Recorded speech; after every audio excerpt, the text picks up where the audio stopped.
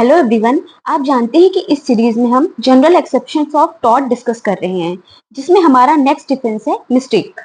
तो law of tort में mistake of fact और मिस्टेक ऑफ लॉ दोनों में से किसी को भी एक इफेक्टिव डिफेंस नहीं माना जाता।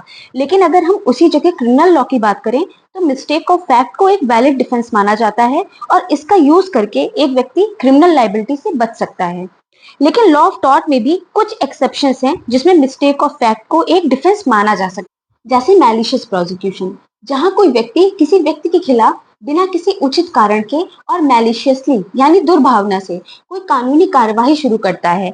इन सिंपल वर्ड्स, अगर कोई किसी को झूठे केस में फंसा देता है तो इस केस में डिफेंडेंट मिस्टेक का डिफेंस लेकर टॉर्शियस लाइबिलिटी से खुद को बचा सकता है।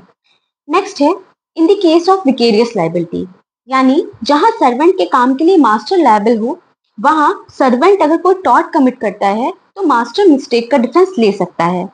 थर्ड है if any person gives any false statement believing it to be true, यानी अगर कोई पर्सन फॉल्स स्टेटमेंट देते समय जेन्युइनली ये बिलीव करता है कि उसका स्टेटमेंट ट्रू है, तो उस सिचुएशन में भी मिस्टेक का डिफेंस लिया जा सकता है। Consolidated company versus Curtis and sons के केस में एक ऑक्शनियर, ऑक्शनियर का मतलब है जो व्यक्ति नीलामी करता है, तो ऑक्शनियर को कुछ गुड्स उसके कस्टमर ने ऑक्शन के लिए दिए। ऑक्शनियर ने ऑनेस्टली ये बिलीव करके कि वो गुड्स उसी कस्टमर के हैं, उन्हें ऑक्शन में बेच दिया।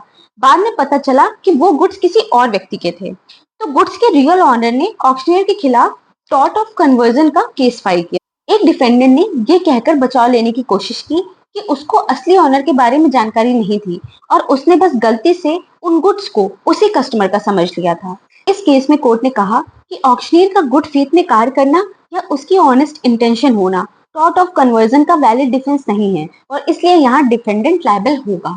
तो आई होप आपको आज का लेक्चर क्लियर होगा। अगर आपको किसी भी तरीके का कोई डाउट है तो आप मुझसे कमेंट सेक्शन में पूछ सकते हैं। And please like share and subscribe. Thank you.